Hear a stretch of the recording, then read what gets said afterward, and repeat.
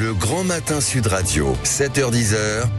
Patrick Roger. 8h37, je vous rappelle au passage que d'ailleurs vous pouvez aussi évidemment offrir des bouquets de roses rouges, oui, avec florajet.com et Sud Radio. Vous envoyez un petit SMS Sud Radio, Elisabeth Lévy et François moi je fais ça tous les matins dans l'espoir que... Et à toutes les heures j'essaie de jouer, moi ça ne marche jamais. Je me fais lever. Mais il y a énormément de... Il pourrait quand même dire qu'ils doivent offrir aux chroniqueuses de cette radio un bouquet de fleurs à jour. Non, mais ils s'en foutent. De toute façon, c'est un patron impitoyable, comme chacun le sait. J'offre ces fleurs rouges plutôt aux auditrices et aux auditeurs. Voilà. Vous envoyez Sud 7 20 18 par SMS. Voilà, ça. C'est Elisabeth Lévy. Bon, beaucoup de sujets dans l'actualité. On est un peu dissipé, bien sûr. En ce jeudi, on a été un petit peu plus long, évidemment, aussi avec Jérôme Guetsch, parce qu'on a abordé, en fait, beaucoup de questions. Le droit de vote des étrangers, Marine Le Pen, en fait, tout à l'heure. Tiens, d'un mot, Marine Le Pen, justement. Donc maintenant, ce sera le 7 juillet. C'est long quand même, hein. Donc ils prennent beaucoup de temps quand même. Ils prennent beaucoup de temps. La plaidoirie, moi je n'étais pas au palais, mais beaucoup de journalistes très compétents m'ont raconté la plaidoirie de l'avocat de Marine Le Pen a été assez exceptionnelle, hein, assez puissante en tout cas.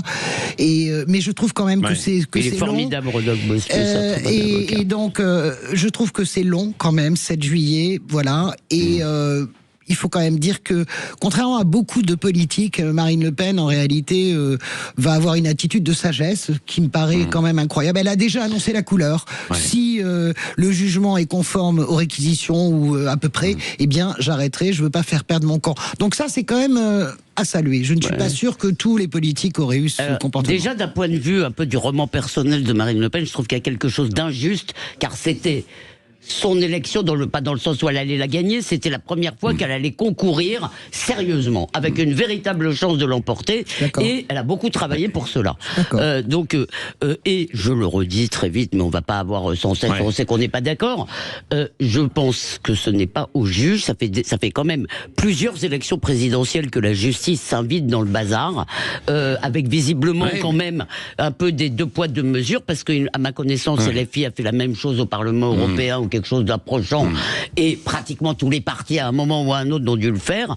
Je pense que les juges devraient eux aussi avoir la sagesse de se dire, très bien, elle a été punie, mais on ne doit pas se substituer aux électeurs. Et personnellement, moi je serais favorable à la suppression de toute peine d'inéligibilité, sauf pour des crimes de sang ou ce genre de choses. Mais c'est aux électeurs de décider. Oui, s'ils veulent élire ou pas un repris de justice, j'arrive à vous suivre là-dessus. Un repris de justice, mais attendez, Alain Juppé, c'est un repris de justice. Je suis d'accord avec vous. Bien sûr, il avait été candidat. Le mot repris de justice est infamant plus que la réalité de l'est toujours. Pardonnez-moi. Quelqu'un qui a été condamné, disons. Quelqu'un qui a été condamné. Donc là-dessus, moi, il y a deux écoles. Est-ce qu'il faut avoir un casier judiciaire vierge pour concourir à la présidentielle? C'est un vrai sujet. Donc vous dites non. Mais vous êtes choqué par Marine Le Pen. Moi, j'ai été bien plus choqué. Par contre, je ne vois pas la main, si vous voulez, de la justice dans une manipulation d'opinion. En revanche, moi, j'ai vraiment été choqué en 2017 sur l'affaire Fillon, c'est-à-dire la procédure express qui en réalité élimine littéralement. C'était vraiment le journal d'une curée de campagne. Mais véritablement, c'était très joliment dit. Un mot sur la justice. Un mot sur la justice très vite. Mon problème, je ne crois pas que les juges soient des juges rouges politisés. Je crois que c'est pire que ça. Ils se prennent pour des moralisateurs de la vie publique. Ils veulent laver plus blanc que blanc. Leur rôle, est beaucoup plus modeste normalement. C'est d'appliquer et donc d'interpréter la loi, mais c'est pas les grands blanchisseurs. Si vous voulez, il y a un petit affect en France toujours robespierriste de vertu qui me semble tout à fait effrayant. Nous pourrons en discuter de la vertu. C'est vrai que la vertu est un sentiment assez dangereux. 300 0826 300 300. C'est Fabrice qui est avec nous. Vous avez écoutez, Elisabeth. On l'écoute. Qu'est-ce que vous êtes dissipé? C'est vraiment pas facile. Comment osez-vous dire Fabrice, 0826 300 300. Bonjour Fabrice. Et bonjour deux fleurs qui vous entourent. Ben voilà. Merci. Voilà une belle réponse à Patrick. Ils sont bien épanouis. Ça alors, on n'a aucun problème. Je ne sais pas dans quel sens il le dit. Épanoui au sens du tempérament ou de l'âge. Il est quand même assez désagréable. Pas du tout. Pas du tout. C'était un compliment. Oui, voilà. Fabrice, qu'en pensez-vous donc justement sur Marine Le Pen? Est-ce qu'on va vers la condamnation? La défense s'est battue hier pour la relaxe, comme le disait en fait Elisabeth. Qu'en pensez-vous? Oui, c'est normal, c'est normal. Je pense que je suis vraiment totalement d'accord avec tout ce qui vient d'être dit. Oui. Déjà par rapport, évidemment, je rejoins totalement François. Moi, j'ai été particulièrement choqué par l'affaire Fillon parce que là, ça avait été à la vitesse grand V. Oui, c'est vrai. Là, les LR, ça vient beaucoup plus de 5 mois, c'est colossal. Je pense que on se dirige, je peux me tromper, j'ai pas de boule de cristal, je pense qu'on se dirige vers une confirmation de ce qui s'est dit en première instance, mais que justement par rapport à tout ce qui est fait, je crois que Marine Le Pen va sortir la tête très haute. Oui. Parce que justement avec ce désir de dire je me considère pas coupable, mais je m'incline, j'insiste pas, je m'accroche pas, je m'en remets à la décision qui est faite. Je pense qu'elle va sortir grandir de ça, et que pour moi ça va son parti va jouer le dessus et est en train certainement de préparer la succession. Je pense que je suis pas dans le secret des grands lieux, loin de là, non, mais on se prépare justement au plan B qui était imaginé, et qu'on est en train de préparer ça, et que ça va faire partie, le résultat du 7 juillet va faire partie du discours qui va être tenu. Ouais. Je pense que... Oui, c'est vrai, c'est très juste. Oui, c'est vrai, plan B, plan Bardella. Quoi. Oui, mais c'est très juste, ça va participer de la narration. Merci, n'était pas très très bonne. Ouais. Donc, ça va participer de la narration de toute la campagne présidentielle. Ça me paraît évident. On verra. Et Marine Le Pen, en plus, sa vie politique n'est pas finie. C'est-à-dire que on commence déjà à projeter le retour d'Emmanuel Macron, qui n'est pas encore parti en 2000. Mais lui commence déjà à projeter. Lui, en tout cas, il pose tous ses cailloux pour ça, évidemment, parce que ça ne s'arrête jamais. En réalité, quand vous êtes à ce niveau-là de pouvoir, vous ne pouvez plus vous en passer. C'est une drogue. Et je pense qu'on peut aussi projeter 2032 Marine Le Pen. Marine Le Pen n'a pas terminé sa vie politique. 2032, Marine Le Pen, Emmanuel Macron. Bon, enfin bon, il peut se passer beaucoup de choses d'ici là. Il faut peut-être des centres de désintox pour les gens qui quittent le pouvoir, quelque chose, une petite cure. Tiens, Fabrice, je crois que la ligne n'est pas très bonne avec vous. Vous êtes avec votre portable parce que il y a la tempête là où vous êtes. Vous êtes où d'ailleurs, mon cher Fabrice? Dans le Tarn. Dans le Tarn. Et ça souffle beaucoup, hein? Ça souffle depuis 18h30 hier soir. On entend que le vent et on n'entend pas beaucoup votre voix, mon cher Fabrice. Merci en tout cas de votre témoignage. 0826 300 300. Vous continuez d'appeler sur Marine Le Pen. Vous voulez de nouveau réagir. Vous avez la parole jusqu'à 9h30 puisque je vous accompagne dans La Vérité en face tout à l'heure. Il y a aussi le droit de vote des étrangers non européens. C'est débattu a priori, s'il y a le temps aujourd'hui à l'Assemblée nationale. L'affaire Epstein, avec évidemment le Bistougate. Oui, c'est ça. Mais c'est une pieuvre, comme le décrivait très justement Françoise Degois. J'aimerais vous entendre aussi à ce sujet. Vous avez la parole. Appelez-moi 0826 300 300 sur Sud Radio. Le Grand Matin Sud Radio, 7h-10h. Patrick Roger. Il est 8h49 sur Sud Radio. Elisabeth Lévy, Françoise Degois, toujours avec moi et avec vous, bien sûr, au 0826 300 300. Et Julien, par exemple, qui est avec nous de Savigny-sur-Orge. Bonjour Julien. Oui, bonjour à vous. Bonjour. Bonjour à toute l'équipe. Oui, sur cette question qui pourrait être débattue, évoquée aujourd'hui à l'Assemblée nationale, c'est pas le temps, c'est pas évident s'il n'y a pas le temps, mais c'est dans la niche des écologistes, vous savez, qui peuvent faire passer plusieurs textes. C'est le droit de vote aux étrangers non européens. Aux élections, aux élections locales. Qu'est-ce que vous en pensez? Vous y êtes favorable ou opposé? Alors moi, je suis favorable pour les mêmes arguments que Jérôme Gage a dit il y a quelques instants avant. Attendez, oui, vous êtes de Savigny-sur-Orge, vous êtes de l'Essonne comme. C'est un pays de Jérôme Gage. Non, mais je plaisante. Mais cela dit, je voulais apporter une nuance. Oui. C'est que de faire cette stratégie-là en pensant faire du vote électoral est une absurdité, puisque les gens issus extra-européens, issus des pays du Moyen-Orient ont souvent chez eux une politique d'extrême droite. Et quand ils arrivent ici en France, eh ben ils ont toujours ce logiciel pensée d'extrême droite.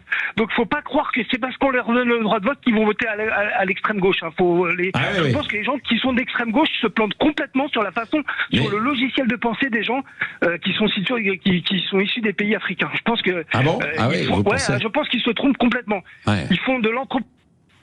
Ah mais ça, je peux répondre. Attendez, ça a coupé ou pas? Non, vous êtes toujours là, Julien? Oui, allez-y. Oui. Oui, je pense que c'est une absurdité de penser que parce qu'ils sont africains, ils sont forcément de gauche. Ça, c'est presque dire une forme de racisme primaire. Voilà. C'est c'est intéressant votre réflexion sur ce sujet-là. C'est intéressant votre réflexion. Elisabeth, d'abord, je veux bien qu'on prête toutes les intentions, si vous voulez, aux Verts. L'idée de dire que parce que les Verts feraient ça pour faire voter à gauche, d'abord, non, je ne crois pas. Je pense que moi, un petit peu, non mais honnêtement, qui vote à droite ou qui vote à, non mais écoutez, je ne suis pas là pour sonder les cœurs et les reins. Laissez-moi finir. Ça fait des années que ce sujet est véritablement sur la table. C'est pas parce qu'il y a LFI et les Verts. Ça fait des années. Moi, par exemple, que des étrangers extra-européens votent à droite ne me gêne pas. Je pense que la nation s'enrichit aussi des gens qui la composent. Ces gens font tourner le pays économiquement, souvent payent des impôts. Je trouve tout à fait logique, je trouve logique, quoi qu'il advienne, qu'ils aient le droit de voter aux élections locales. À ce moment-là, je le trouve logique. Là, puisque c'est tellement... D'abord, excusez-moi, sur l'enrichissement, on ne peut pas dire qu'elles s'enrichissent de tous. Je suis navré, c'est faux. Elles s'enrichissent de certains et d'autres ne sont pas du tout un enrichissement. Non mais cet argument neuneux de l'enrichissement... Mais c'est pas neuneux, une nation s'enrichit vraiment des gens qui arrivent. Je réponds, si vous voulez, que il ne s'agit pas de voter pour la droite ou la gauche.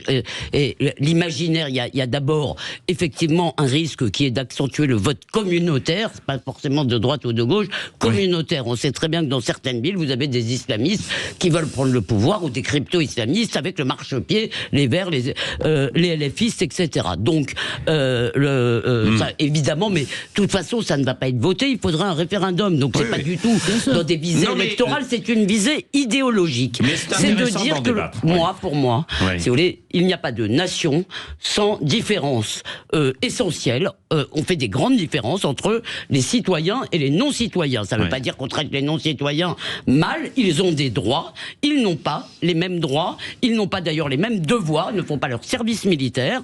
Ils ne le faisaient pas avant. Ils n'ont pas les mêmes devoirs sur plein de choses que les Français. Les jeunes Français, par exemple, vont tous se faire recenser pour la journée militaire. Eh bien, bon, vous avez... Et cette différence, c'est ça l'enrichissement du monde. C'est qu'il y a une différence entre la France et je ne sais pas quel autre pays. Je vais revenir, voilà. Et donc, la nation, le droit de vote, c'est la première préférence nationale. Il signifie non pas une situation matérielle de fait, j'habite là, etc. Il signifie j'appartiens non pas simplement à comme ça, une collectivité, à une communauté politique, une communauté qui s'est donné la possibilité, le droit, la volonté de choisir ses règles ensemble. Vous pouvez devenir français, c'est possible. On est très accueillant dans cette collectivité, mais il doit y avoir une différence, sinon il n'y a plus de France. Alors je termine parce que et je ne suis pas du tout d'accord avec vous. Moi je reviens à l'esprit. Ce débat, cette question est en débat depuis très longtemps en France parce qu'on revient à l'esprit de la Révolution française. Acte 1, pas de la Déclaration des droits de l'homme. Acte 1 de qui est considéré comme citoyen français, réponse de la Révolution française, tout celui qui se déclare français. Donc, moi, cette idée, mais c'est la réalité, c'est le premier acte posé par la révolutionnaire français. Que n'importe qui se déclare français devienne français. C'est pour vous répondre à votre idée de ce qu'est la nation et ce qu'est d'être français. La nation, selon ce qui nous réunit tous ensemble ici, c'est la Révolution française. Eh bien, la nation, elle n'est pas excluante selon votre discours à vous. Moi, je crois qu'une nation s'enrichit des gens qui arrivent, qui la composent, qui l'enrichissent économiquement, je vous le dis, bien sûr, parce que parmi ces étrangers extra-européens... Est-ce que je peux quand même répondre, parce que là, vous allez répéter quelque chose que vous avez dit que j'ai compris. C'est l'esprit d'arrêt des Lumières, ça s'appelle. Écoutez, quand vous dites... On peut éteindre la lumière aussi, si vous voulez. Les Français qui se déclarent français, évidemment... Je revenais à l'esprit de la...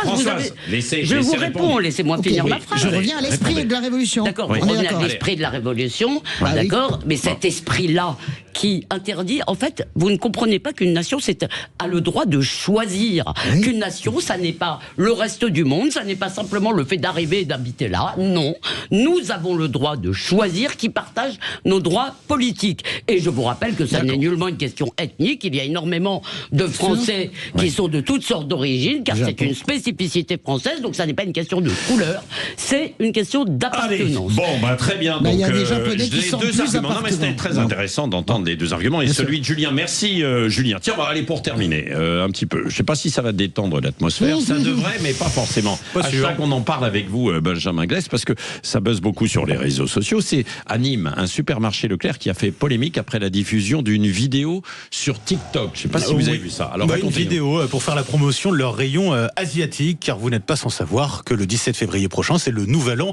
chinois. Et dans cette grande surface nîmoise, on a voulu montrer qu'on avait plein de plats chinois à petit prix. En témoigne d'ailleurs une affiche, savourer toute l'Asie à prix Leclerc. Le hic, c'est que dans cette vidéo, un salarié se met en scène, habillé en kimono, un bol et des baguettes à la main, et s'exprimant un accent se voulant, on l'imagine, asiatique. Hé Greg, c'est le carnaval de Dunkerque hein, Alors, pas du tout, c'est le nouvel an chinois du centre Leclerc de Nîmes. Profite de toutes les petites promotions. Cette vidéo qui a été depuis supprimée de TikTok, mais trop tard puisque des internautes l'ont enregistrée à temps, repartagée sur Twitter. Ils accusent ce clip, ces internautes, d'être racistes, de véhiculer des clichés sur les populations asiatiques. Finalement, on s'est remonté tout en haut puisque le groupe Leclerc s'est fendu d'un tweet. Je vous lis ce tweet. Cette vidéo ne correspond absolument pas à nos valeurs. Le centre de Nîmes a reconnu une erreur et a rapidement supprimé la vidéo et exprimé ses regrets.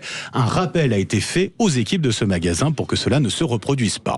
Bon. Eh ben, moi, je trouve que c'est très bien parce que vous savez le temps de Michel Leb, etc., imitant, c'est très bien que ça s'arrête en fait. Je trouve ça très bien. Bien sûr que ça véhicule des clichés. Moi, je connais beaucoup de gens de la communauté asiatique. Il n'y en a pas un qui parle comme ça. Il faut juste être débile pour. Mais écoutez, mais vraiment, la communauté asiatique, elle est intégrée, elle fait les grandes quel rapport Alors moi, je plaide, je pense, c'est vrai que ces petits stéréotypes qui d'ailleurs, effectivement, sont assez loin. Je pense pas qu'il y ait beaucoup d'Asiatiques qui mangent avec des baguettes et des kimonos devant. Et je pense qu'ils bouffent des hamburgers comme tout le monde.